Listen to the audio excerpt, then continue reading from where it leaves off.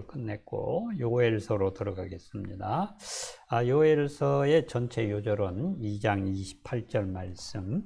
그 후에 내가 내 영을 만민에게 부어주리니 너희 자녀들이 장래 일을 말할 것이며 너희 늙은이는 꿈을 꾸며 너희 젊은이는 이상을 볼 것이요 라는 말씀으로 요엘서를 살펴보고자 합니다. 요엘서에 이제 서론으로 들어가 보게 되면 요엘이라는 이름은 여호와는 하나님이라는 그런 의미가 됩니다. 그 요엘서에 대해서 이제 알려진 바가 별것이 없이 그저 부두엘의 아들 요엘의 것이라고 이렇게 언급이 되어 있습니다. 이제 구약 성경에 보게 되면은 요엘이라는 이름을 가진 사람이 12명이 있는데 이 선지자를 확실하게 연결할 수 있는 그 인물은 없습니다. 그래서 이제 알 수 없다는 얘기가 되겠죠. 그 요엘서를 보게 되면 선지자 요엘은 그 대표적인 재앙을 언급을 하죠. 그게 이제 메뚜기 재앙입니다. 그래서 이 메뚜기 재앙으로 하나님의 심판과 하나님의 은혜를 모두 보여줍니다. 그래서 이 요엘서는 하나님 자비에 근거한 회개를 장려하기 위해서 기록되었습니다. 이 요엘서의 이제 역사적 배경으로 보게 되면 사실 우리가 요엘 선지자 자신에 대해서 아는 것이 거의 없습니다. 거의 없기 때문에 이제 우리가 이 선지자에 대해서 알 수 있는 건 뭐냐? 책의 내적 증거를 통해서 책의 연도와 저작 연도가 되겠죠. 그리고 저작 목적을 이제 추론을 해내야 됩니다. 그래서 이제 이 요엘서를 읽어보고 거기에서 이제 추론을 해서 저작 연대와 그다음에 저작 목적을 추론을 하게 되는데 이 요엘서의 연대를 이제 정하기 위해서 그 중요한 그 논거들을 간단하게 이제 살펴본다면은 그 저작 연대를 포로기 이후 시대의 연대로 보는 것이 옳다고 이렇게 주장을 합니다. 그럼에도 불구하고 확실한 결론을 내리지는 못합니다. 그런데 이 보수적인 학자들은 요엘서의 연대를 훨씬 이른 주전 9세기로 보게 됩니다. 그래서 여러분 이제 보수적인 분들이 쓴 책이나 이런 거를 보게 되면 많은 경우에 요엘서를 소선지서를 다룰 때 맨 처음에 다루어요. 그 이유가 뭐냐면 이 보수주의 학자들은 이 요엘서를 가장 이른 소선지서라고 이렇게 보기 때문에 그렇습니다. 저도 뭐 이 주장에 특별히 뭐 반대를 하는 것은 아닙니다만은 저는 이제 조금 그 내용을 보면서 이 요엘서를 처음에 다루는 것도 좋지만 이 소선지서의 일부 요엘서가 이제 마지막 6번째 책인데 그 맨 뒤에 다뤄도 뭐 큰 영향은 없겠다 싶어서 제가 그 요엘서를 이 소선지서 일부에 맨 뒤편으로 이렇게 옮겨서 다루게 되었습니다. 자, 문학적 분석으로 들어가 보게 되면 이제 개요를 첫 번째 다루게 되죠. 그래서 이 요엘서의 개요를 보게 되면 이제 표제가 1장 1절에 나오게 되고요.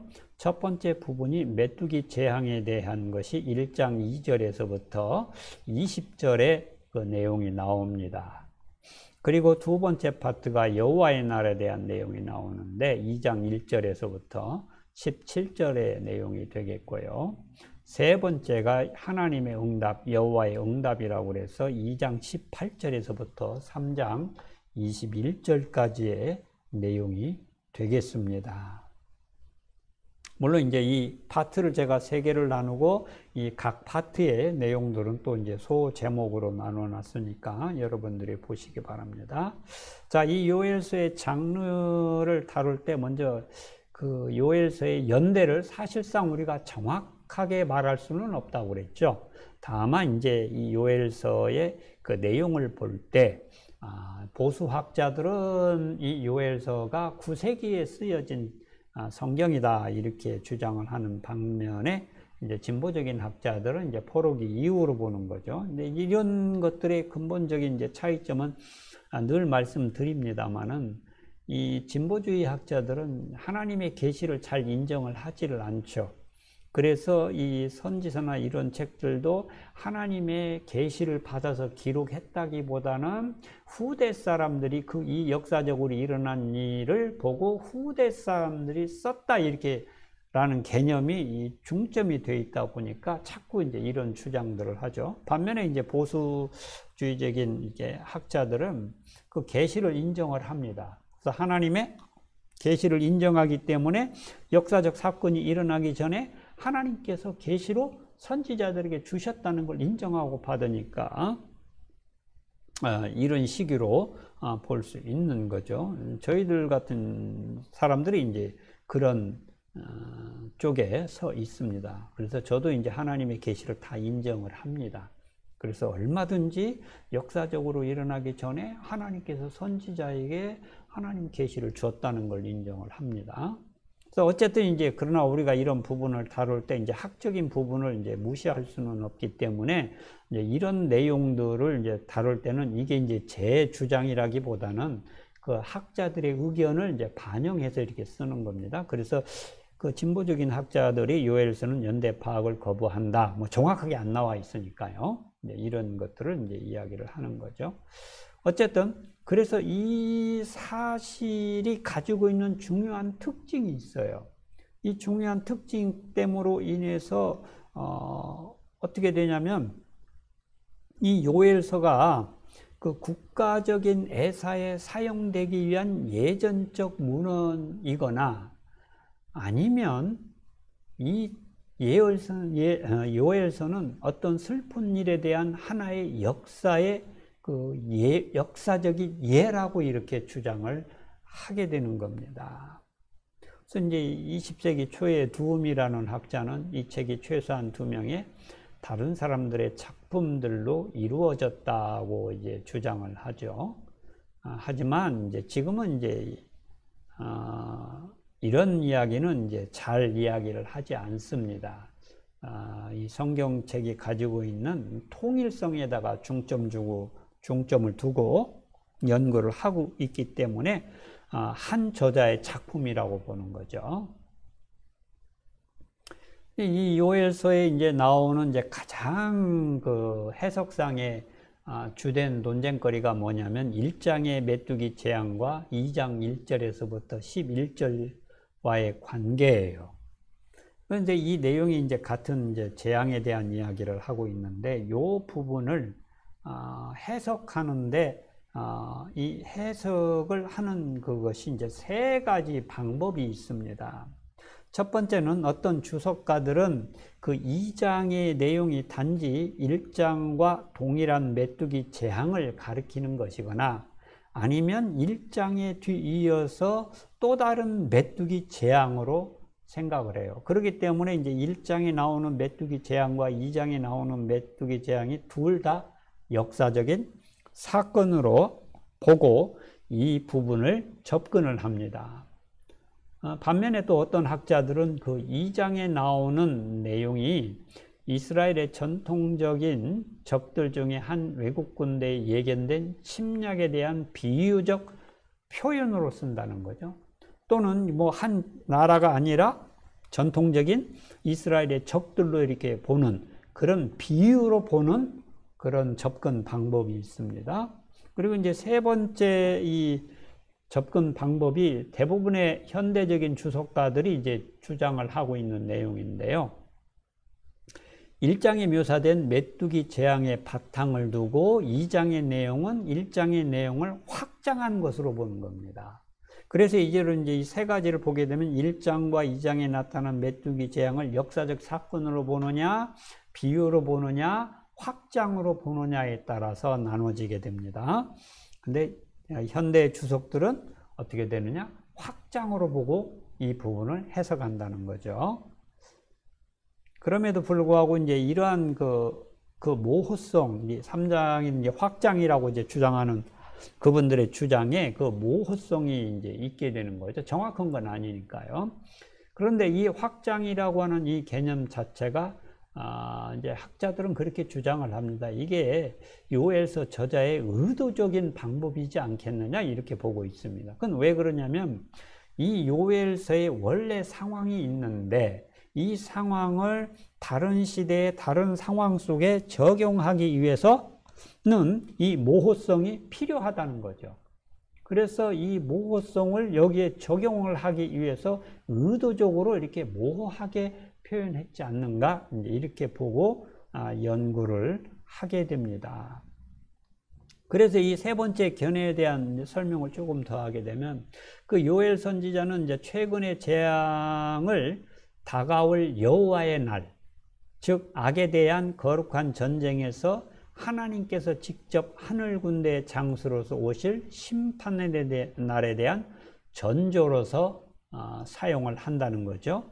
이 경우에는 이제 이스라엘이 직면하게 되는 위험은 역사상 어느 특정한 적으로부터 오는 것이 아니라 하나님 자신의 군대로부터 오게 되는 것입니다. 이제 2장 11절에 그걸 이야기를 하고 있죠. 그래서 이 입장은 하나님의 신현을 묘사하는데 주로 쓰이는 용어들이 2장 1절에서부터 11절에 많이 나타나게 됩니다. 그래서 이 본문은 또한 온유적인 성격을 갖고 있습니다. 하나님의 군대는 자주 인간의 군대처럼 묘사가 됩니다. 학자인 알렌은 2장 1절에서 11절에서 앞에 메뚜기 재앙이란 모티브가 취해져서 더 높은 음조와 더 장대한 배경과 더 빠른 속도로 바뀌었다고 묘사했습니다. 따라서 이 본문은 유다와 곤충떼의 만남에 대한 또 하나의 기록으로 격화될 수 없습니다. 또한 이 책의 결론 부분에서 하나님은 유다에게 근자의 메뚜기 재앙의 결과로부터 구원하실 뿐만 아니라 말세의 심판의 날로부터 해방시키실 것을 약속하십니다. 여호와의 이름을 부르는 이스라엘의 모든 자들은 구원을 받을 것이고 하나님께서는 자기 백성들의 피난처가 될 것입니다. 반면에 다른 나라들은 하나님의 군대와 대면하게 될 것입니다. 선지자가 묵시론적인 위험의 제거에 이처럼 많은 지면을 할애하고 있다는 사실은 이 메뚜기 군대에 대한 그의 두 번째 서술이 이 묵시록적인 위험이 원래 시작된 곳이라는 것을 시사해 줍니다. 이제 이것은 이제 앞에 이제 학자들이 한 내용을 이렇게 조금 이제 추려서 제가 말씀을 드렸습니다. 자, 이제 내용으로 넘어가 보겠습니다. 표제를 보게 되면은 1장 1절 말씀인데 부두엘의 아들 요엘에게 임한 여호와의 말씀이라, 이게 표제죠. 그래서 이 표제를 보게 되면 보통 표제는 독자들에게 정보를 주고 있는데요.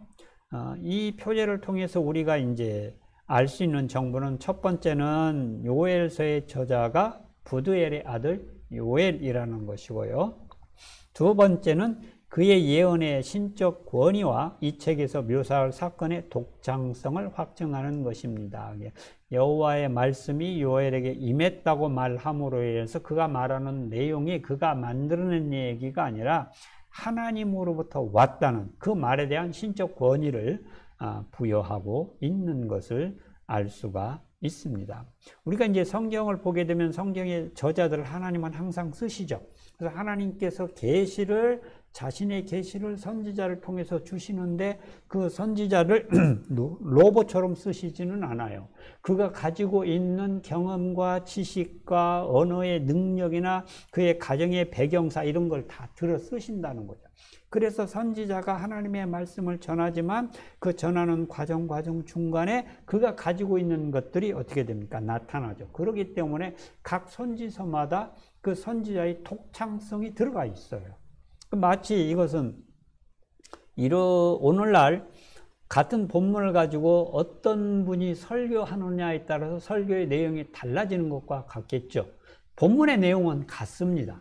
본문의 내용은 같습니다만은 그 본문을 가지고 자기가 말씀을 전하는 청중이 누구인가에 따라서 또 그 말씀을 전하는 분의 어떤 역량이라든지 어휘라든지 이런 것에 따라서 다 달라지죠. 그래서 여러분 이제 설교를 들어보시면 어떤 목사님은 참 진지하게 설교하시고 어떤 목사님은 참 말씀을 재밌게 증거하시고 어떤 목사님은 말씀을 그냥 아주 딱딱하게 전하시고 어떤 분은 부드럽게 전하시고 이게 다 다르다는 거죠. 그렇기 때문에 그 말씀을 듣는 성도는 같은 성경의 본문을 듣지만 여러분 그 목사님들을 통해서 증거되는 하나님의 말씀들은 다양하게 들을 수가 있습니다.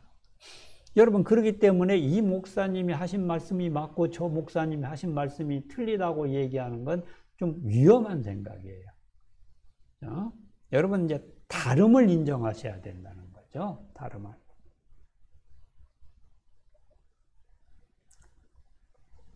자, 이제 1장 2절에서부터 20절까지 메뚜기 재앙에 대한 내용이 되겠습니다. 여호와께서는 백성들에게 끔찍한 메뚜기 재앙으로부터 하나님의 구하려면 그들이 슬퍼하고 회개하기를 요구하십니다. 그러니까 여기서는 그 얘기를 하고 있는 거죠. 하나님의 구원을 너희들이 원한다면 뭐 해야 되냐? 회개하라는 거죠. 회개하라. 그래서 하나님께서 그들에게 하실 말씀이 결코 일어나지 않았던 전무후무한 일이라고 말씀을 하십니다. 그렇기 때문에 전무후무한 일이 앞으로 일어날 건데 그 일을 그 세대 사람들은 다음 세대에 전해주라는 거 그렇게 말씀을 하십니다. 그리고 하나님께서 말씀하시려는 내용이 뭐냐? 메뚜기 재앙이에요.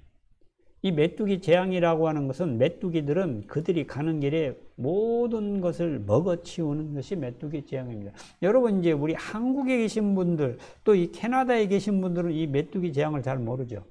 그러죠? 그러나 여러분 이 메뚜기 재앙은 미국에도 있고요. 여러분 중국에도 있고 아프리카에도 있고 이게 중동 지역에도 있습니다. 메뚜기가 한국은 옛날에 시골에 보면 한 이만해요. 한 손가락 한 두 마디 정도 메뚜기가 커봐요.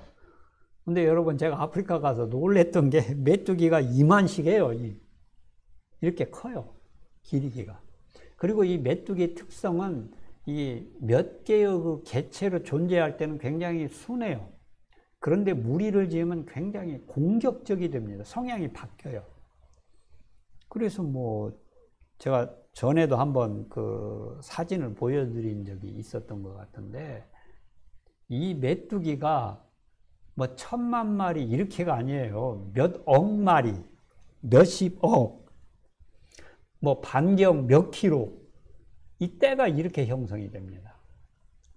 여러분 그래서 그 떼를 형성하게 되면 공격적이게 되고 이 메뚜기 떼가 한번 농작물을 싣고 가면 남아나는 게 없어요. 다 먹어버려요. 남아나는 게 없어요. 여러분 그래서 이 하나님께서 메뚜기 재앙을 그 애굽의 10가지 재앙에도 보면 메뚜기 재앙이 나오지 않습니까? 여러분 이건 경험해 보신 분들만 알아요. 아무것도 안 남아요. 깨끗하게 가버립니다.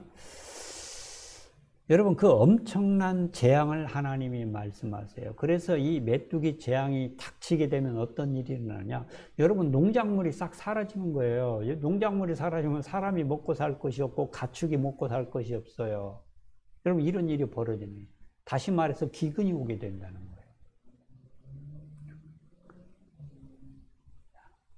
먼저 하나님께서는 이 노인들과 주민들에게 말씀하십니다. 여기서 노인들은 이제 장로들을 가리키거나 또는 이제 지혜자들을 이제 가리키는 게 있죠. 주민들은 이제 모든 사람들을 가리키는 거고요. 그 내용을 보게 되면 하나님이 말씀하시려고 하는 것은 그들의 시대나 조상의 시대는 결코 일어나지 않았던 것이다. 전무후무한 일이라고 앞에서 말씀드렸죠. 두 번째는 그들은 하나님의 말씀에 귀를 기울이고 그들의 후손들에게 그것을 대대로 전해야 합니다. 그렇죠? 이런 일이 일어날 거라고 전해 주어야 그 후손들이 여러분 이걸 방배할 수 있다는 거죠. 회개함으로. 세 번째는 하나님의 말씀이 나중에 이루어질 것임을 의미합니다. 그리고 이제 그 말씀의 내용이 1장 4절이에요. 그 1장 4절 말씀에 보면 팥종이가 남긴 것을 메뚜기가 먹고 메뚜기가 남긴 것을 느치가 먹고 느치가 남긴 것을 황충이 먹었도다 라고 해서 전무후무한 재앙이 있을 것입니다. 그런데 여기에 보기에는 이제 제가 이제 팥종이, 메뚜기, 느치, 황충을 이제 색깔로 표현을 했는데 이것들은 전부 이 메뚜기를 가리켜요. 그래서 이제 메뚜기, 그 다음에 이제 첫 번째 나오는 이제 팥종이를 메뚜기라고 그러고, 두 번째 나오는 메뚜기가 이제 큰 메뚜기를 가리킨다고 그러고, 느치를 어린 메뚜기라고 표현을 하고, 황충을 다른 메뚜기라고 이렇게 이제 보시는 분이 있어요. 물론 이게 다 맞는지는 저도 뭐 확실히 알 수는 없습니다만 이렇게 구분을 해요. 이렇게 네 종류의 메뚜기로 구분하는 이제 이유가 있죠. 여러분, 이 계시에 대한, 묵시에 대한 글들을 볼 때는 항상 그 어떤 숫자나 말들이 가지고 있는 상징적인 의미가 있어요. 여기에 보면 네 가지 종류의 메뚜기를 이야기했다. 그러면 이건 네사라는 숫자를 상징을 합니다. 우리가 계시록 할 때도 다뤘습니다. 숫자 4가 가지고 있는 의미는 완전하다는 그런 의미예요. 완전하다는 말은 뭐냐면 쉽게 말하면 동서남북 전체를 가리킨다는 그런 의미를 가지고 있습니다.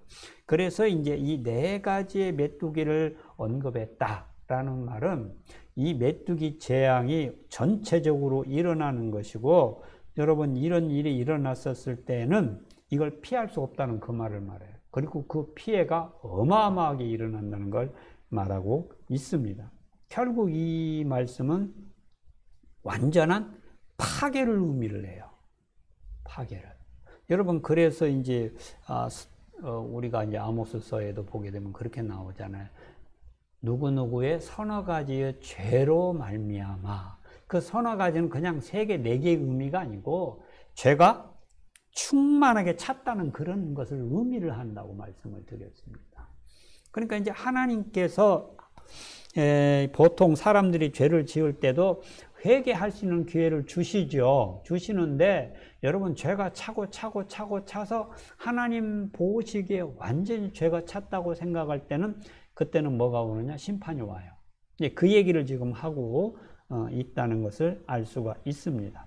그런데 여기에서 이제 우리가 이 메뚜기 재앙에 대해서 이것이 이제 역사적 1장에 나오는 사건은 대부분 이 사람들이 이게 실제적인 일로 인정을 해요. 메뚜기 재앙이라고. 자, 이런 메뚜기 재앙을 실제적인 저주로 인식을 하게 되고 그걸 인정하게 되면 이거에 대한 내용이 신명기 28장에 보면은 나와 있죠. 28장 38절 말씀을 보게 되면 내가 많은 종자를 들에 뿌릴지라도 메뚜기가 먹음으로 거둘 것이 적을 것이며, 42절 말씀 보게 되면 내 모든 나무와 토지 소사는 메뚜기가 먹을 것이며, 하나님의 저주로서 뭐가 오느냐? 메뚜기 재앙이 와요. 그렇죠? 그것을 이야기를 하고 있습니다. 자, 두 번째로 하나님께서 5절에서부터 10절 말씀을 보게 되면 술 취한 자들에게 말씀을 주십니다. 이 술 취한 자들은 이제 습관적으로 포도주를 마시고 술 취하는 사람들이죠. 그래서 재앙을 불러올 상황에 대해서 그들에게 뭐냐면 깨어서 울며 부르짖어야 한다고 말씀을 하세요. 왜? 한 민족이 유다를 침략하고 파괴할 것이기 때문에 그렇습니다. 여러분, 요엘서 1장 5절 말씀을 보면 말씀이 이렇게 됐죠. 취하는 자들아 너희는 깨울지어다. 포도주를 마시는 자들아 너희는 울지어다. 이는 단 포도주가 너희 입에서 끊어졌음이니. 여러분, 여기서 술 취한 자들이라는 것은 그런 자들 아닙니까? 술을 취하는 습관이 있는 자. 다시 말해서 술에 취하면 어떻게 됩니까? 제대로 된 사리 분별을 할 수가 없죠. 그래서 제대로 된 분별을 할 수 없는 사람들을 가르쳐요. 여러분, 이 사람들은 어떻게 돼요? 깨어야죠. 그죠? 그런데 술에 취한 자들이라고 이야기했지만 우리가 이것을 조금 더 확대해서 보게 되면 이런 얘기 아닙니까? 여러분, 술에 취한 사람은 술을 먹고 취하지만 다른 것에 취한 자들이 있죠. 그죠? 술에 취한 사람, 권력에 취한 사람, 사치에 취한 사람, 뭐 성적인 부분에 취한 사람, 이런 사람들이 있죠. 여러분, 이런 사람들은 제대로 인식을 못해요. 왜? 자기가 거기에 취해 있기 때문에. 그죠? 그런 사람들에게 하나님이 뭐라고 말씀하십니까? 깨어서 울라고 명령하십니다. 여러분, 단 포도주는 기쁨과 즐거움을 상징하고 있습니다. 그렇기 때문에 단 포도가 끊어진다는 것은 기쁨이 사라지고 즐거움이 사라져요. 여러분, 즐거움과 기쁨이 사라지면 뭐가 옵니까? 슬픔과 괴로움이 오게 되는 거죠. 여러분, 그래서 이들이 깨어서 울면서 회개 기도를 해야 되는데, 왜냐하면 메뚜기에 이제 재앙이 올 거거든요. 그런데 이 메뚜기의 재앙을 여러분 이제 2장에서 말하고 있는 확대 해석을 하게 되면 그 확대 해석이 뭐라고 그랬습니까? 한 민족이 유다를 침략한다는 거예요. 그런데 그들이 어떤 사람들이냐면 아주 수많은 사람, 아주 많은 군대가 온다는 얘기가 됐죠. 그리고 또 그 군대의 이 공격력이 막강해요, 군사력이. 그래서 그걸 표현할 때 사자의 이빨, 암사자의 어금니를 가지고 있다, 이렇게 표현해요. 여러분, 사자가 한번 물으면 어떻게 됩니까? 그 짐승이 목숨이 끊어질 때까지 놓지를 않잖아요. 그 강한 압력에 의해서 이 목뼈를 부러뜨리고 등뼈를 부러뜨리고 뼈들을 부러뜨리는 거예요. 여러분, 그런 강한 적이 이 유다를 그냥 콱 부르면 어떻게 됩니까? 숨통이 끊어지는 거예요. 막혀서 부러지고 막혀서 죽는 걸 말합니다. 이게 절대절명에 상관 그 일이 벌어지는 거죠. 여러분, 그래서 이런 적들이 오게 되면 유다의 모든 땅들이 다 황폐하게 됩니다. 그죠? 그 황폐화됨을 이제 표현할 때 그렇게 표현하잖아요. 나무 껍질이 벗겨진 흰 가지처럼 되게 할 것이다. 여러분, 껍질이 벗겨지면, 여러분, 나무의 껍질이라고 하는 것은 사실은 나무를 어떻게 보호하는 겉 부분이잖아요. 이 부분이 다 벗겨지면 안에 것이 다 드러나게 되죠. 그래서 이제 이 황폐화가 되면 곡식이 사라지고, 여러분, 과일이 사라지게 돼요. 여러분, 그러면 곡식과 과일이 사라지면 그거를 가지고 이스라엘 백성들은 하나님께 전제를 드리고 소제를 드리는데, 결국 하나님께 소제와 전제를 드리지 못하고 예배가 끊어진다는 거예요. 제사가 끊어진다는 걸 말합니다. 그러니까 이런 일이 발생을 하게 되면 어떻게, 제사장들은 제사를 드릴 수가 없으니까 그 제사장들은 여호와 앞에서 여러분 슬퍼해야 됩니다. 여러분, 하나님 앞에 제사가 끊어진다는 것, 여러분, 우리가 오늘날로 표현하면 우리는 이제 이걸 잘 알잖아요. 경험을 해봤으니까. 예배가 끊어진다는 것, 그것이 얼마나 여러분 괴롭고 힘들고 슬픈 일인지. 여러분, 이제 레위기 할 때도 다뤘습니다만은 그 소제라는 것에 대해서 한 번 더 레위기에서 다뤘던 내용을 다시 한번 말씀드리겠습니다. 소제는 이제 피가 있는 짐승이 아닌 그 곡식으로 드리는 제사죠. 히브리어로는 소제는 민하라는 단어인데 헌물을 의미합니다. 그래서 소제는 하나님 은혜에 감사하여 자발적으로 드리는 이제 제사인데, 동물을 드리지 않기 때문에 피 없는 제사죠. 일반적으로 소제는 이제 단독으로 드리지는 않고 원래 이제 번제와 또는 화목제와 함께 드려졌었습니다. 그리고 전제는 이제 구약 시대 때 행해진 제사 방법 중에 하나로 이제 피를 상징하는 포도주를 붓는 의식을 말합니다. 그래서 전제는 제물을 제단 위에 올려놓고 불살하기 전에 그 제물 위에 포도주를 붓는 의식이죠. 그래서 만일 번제물이 1년 된 어린 양일 때는 포도주 흰 4분의 1을, 수량일 때는 흰의 3분의 1을, 수송아지일 때는 흰 2분의 1을 부었습니다. 그리고 이제 신약 성경에서는 이 전제와 같은 단어를 관제라고도 이렇게 번역을 해요.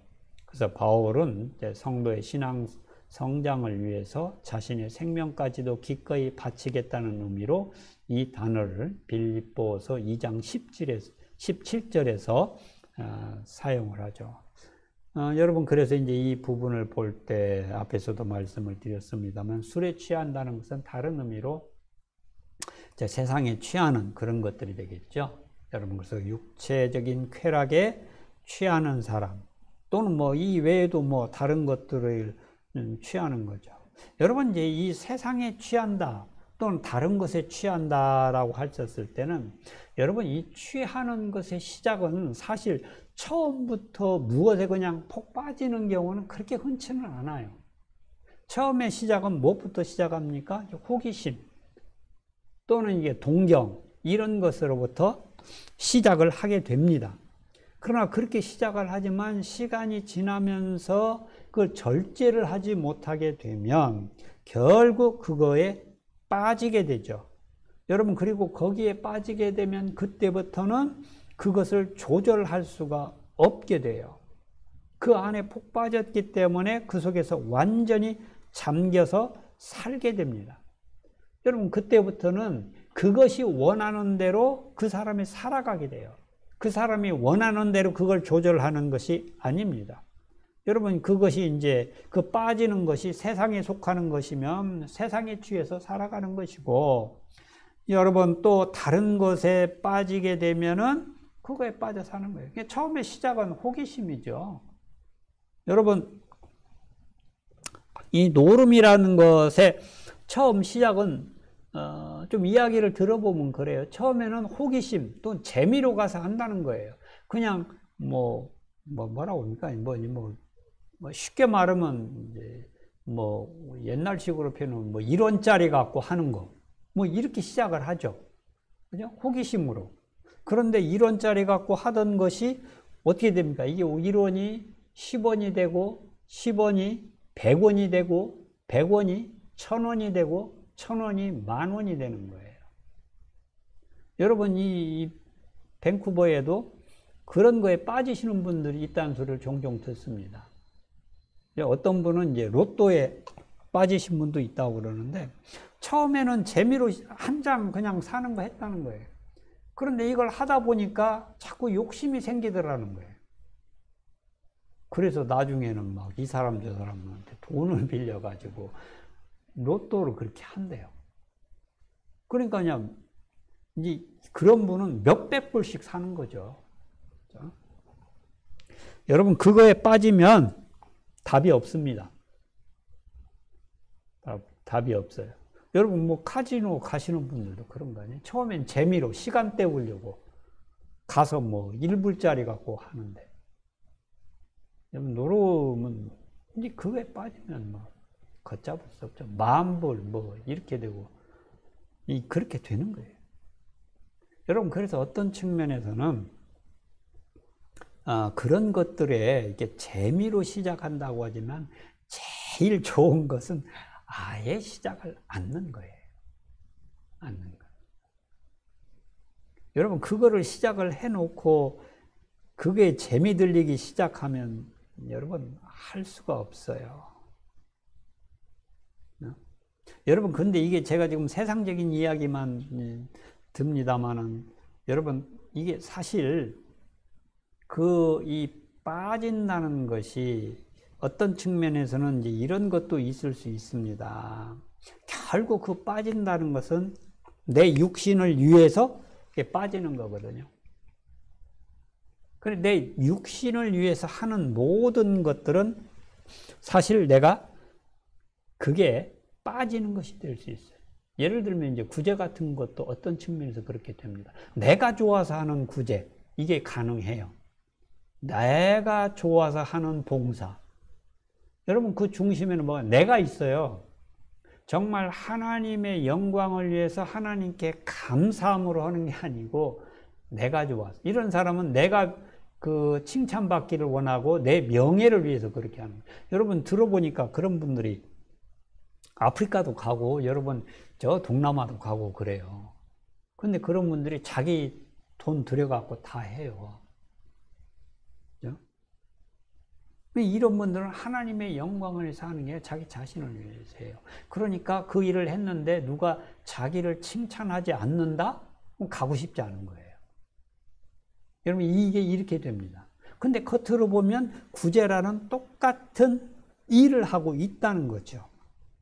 그죠? 그런데 그 이유와 목적이 달라요. 여러분, 그 일을 하는 이유가 나인가 하나님인가예요. 나를 위해서 그런다고 하면 그건 역시 내가 세상에 취해서 하는 겁니다. 그래서 사람은 결국 그거예요.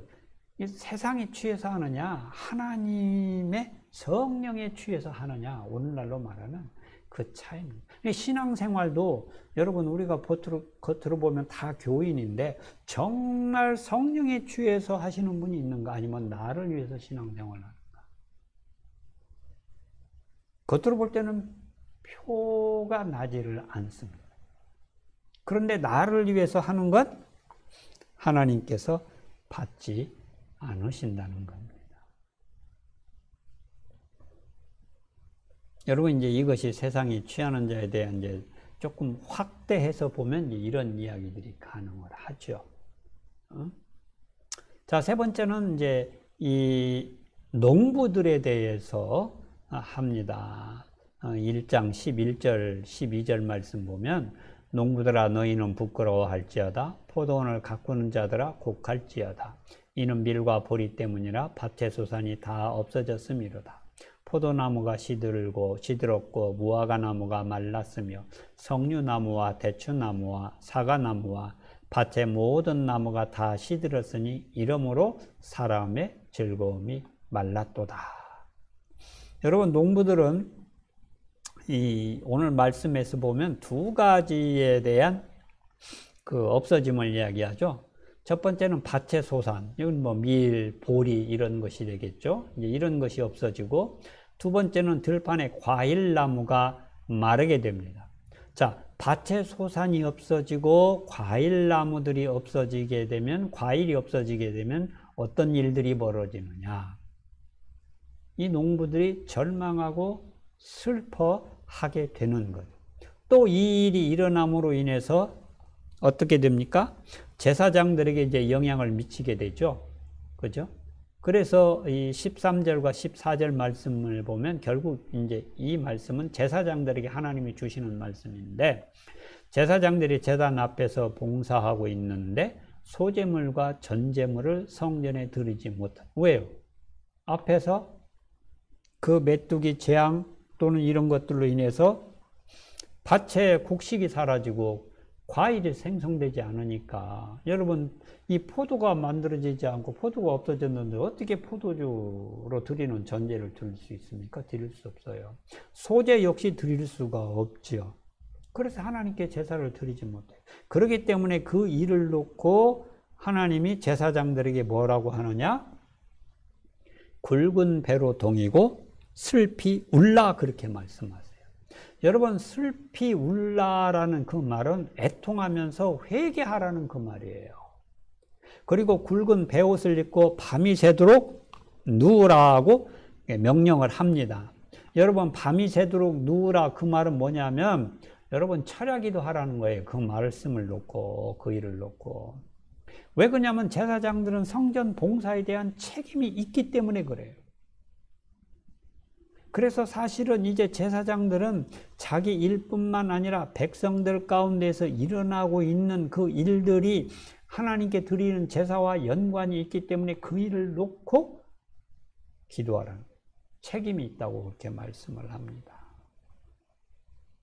그래서 1장 14절 말씀에 보면 너희는 금식일을 정하고 성회를 소집하여 장로들과 이 땅의 모든 주민들을 너희 하나님 여호와의 성전으로 모으고 여호와께 부르짖을지어다 라고 이렇게 말씀을 합니다. 이 말씀 1장 14절에 나오는 말씀을 조금 더 구체적으로 살펴보게 되면 이 말씀 속에서 먼저 이렇게 말씀하죠. 금식일을 정하고, 이 금식을 한다는 건 아주 중요한 문제라는 거예요. 여러분, 원래 금식은 대속죄일에만 했습니다. 구약시대에는. 두 번째로 성회를 소집하여 서로의 뜻을 모으라고 이야기를 해요. 그러니까 결국 이 말은 이렇게 중대한 일이 있었을 때는 성회를 소집해서 제사장들과 백성들 모두가 다 모이라는 거예요. 그래서 모든 사람이 성전에 모여 온 국민이 다 같이 이 일을 감당해야 되는 사항이라는 것을 말씀하고 있습니다. 네 번째로 그들이 모여서 무엇을 하느냐? 하나님께 부르짖으라고 말씀합니다. 즉 큰 소리로 간절히 기도하라고 이야기를 합니다. 여러분, 그래서 이제 우리가 구약 성경을 바라보게 되면, 여러분 구약 성경에는 이 이스라엘 백성들이 하나님께 기도하는데 큰 소리로 기도하라는 그런 말씀을 자주 하세요. 자주 하세요. 근데 이제 이런 부분을 제가 이제 다루면서 이제 몇 번 말씀을 드렸는데, 근데 오늘날 이제 이 교회에서 신앙생활하는 그리스도인들은 이 큰 소리로 기도하는 그 일을 조금 이상하게 생각하는 분들도 계시더라고요. 뭐 저도 초창기에는 이제 뭐 평신도에 있었을 때 그런 생각을 안 해본 건 아닌데, 하나님은 다 아시는데 뭐 꼭 큰 소리로 기도해야 되나? 조용조용 기도해도, 속으로 기도해도 다 아시지. 예, 다 아시죠. 그럼에도 그 불구하고 하나님이 큰 소리로 기도하라고 할 때는 그 이유가 있어요. 그만큼 여러분 큰 소리를 내어 기도하면 속으로 기도할 때보다도 훨씬 더 그 문제에 집중해서 기도할 수 있고 온 마음을 다해서 기도할 수 있습니다.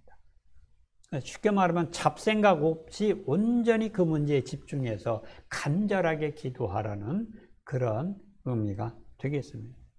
그래서 여러분 이제 이 일을 놓고 하나님께서는 지금 세 부류의 사람들에게, 네 부류의 사람들에게 지금 그 메뚜기 재앙을 말씀하시면서 그들에게 이렇게 말씀을 주시는 것을 볼 수가 있습니다. 오늘은 여기까지 하고 마치겠습니다.